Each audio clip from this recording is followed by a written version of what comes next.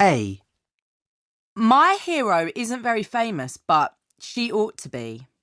She's Mary Anning, who was only 12 years old and from a poor family when she made an amazing discovery. She found the first dinosaur skeleton, that of an ichthyosaur, on the cliffs of Lyme Regis in the south of England. That was in 1811. And until then, people had thought that it was impossible for an animal to become extinct. Because she was a woman and didn't have enough money for a proper education, she wasn't able to take part properly in the scientific community of the time. But she read as much scientific literature as she could and continued to search for fossils, often risking her own life to get them by climbing dangerous cliffs. She once nearly died in a landslide which killed her dog. Although she didn't write famous books about fossils, her contribution to paleontology, the study of fossils, is said to be enormous. I admire her because she kept on trying to make new discoveries at a time when usually only men, and men with money, were allowed to be scientists. After her death, the writer Charles Dickens said that the carpenter's daughter has won a name for herself and has deserved to win it. B.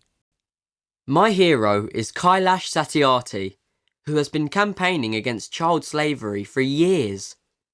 He is from India and first became aware of the problem of children working when he was 6 and noticed that a boy younger than himself had to spend all day polishing shoes and was unable to go to school. When he was 11, he began to collect money to help buy textbooks for other children, and when he was 26, he gave up his job as an electrical engineer to fight child slavery in India by doing things like raiding factories where children were forced to work, making rugs or glass bottles. He introduced a program first called Rugmark, now known as Goodweave, which puts tags on child labour-free rugs made in factories. He has saved many thousands of children, over 80,000, from a terrible life of enforced labour in South Asia, and helped them to get an education. He has often been physically attacked for helping children, for example for trying to free Nepalese children forced to work in a circus. He regularly risks his life to fight injustice. 2 of his colleagues have been murdered. I believe that the best thing he has done is to change how people think about child slavery and to make it an international issue.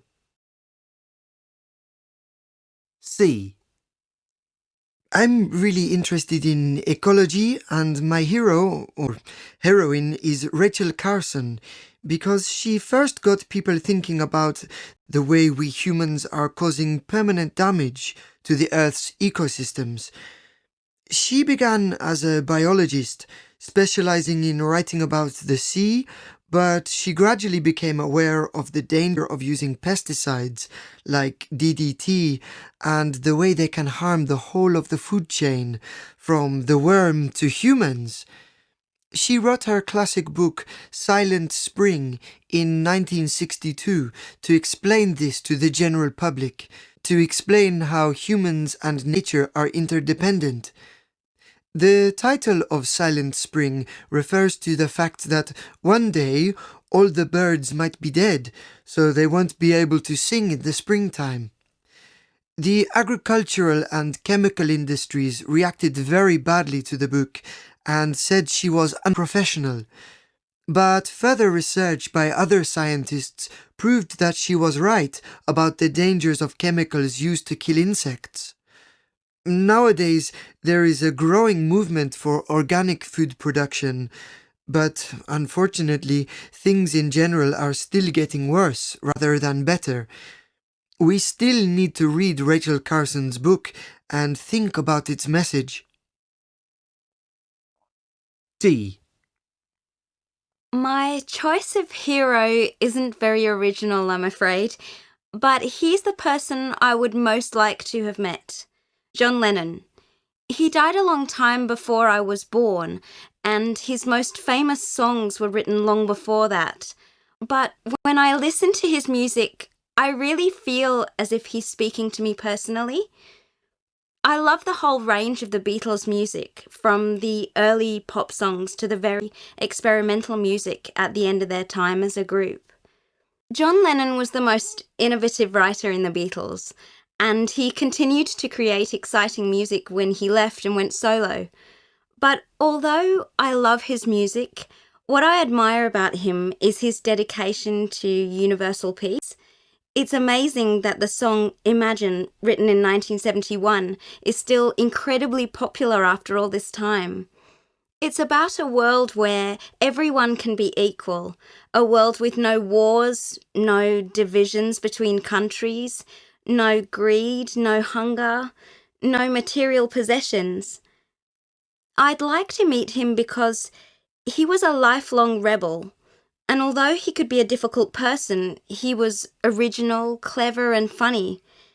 It was awful that he was killed in 1980 when he was only 40. I wonder what he would be doing if he was still alive now. This recording was brought to you by the British Council. To find others like it, visit www.britishcouncil.org/Learn English Teens.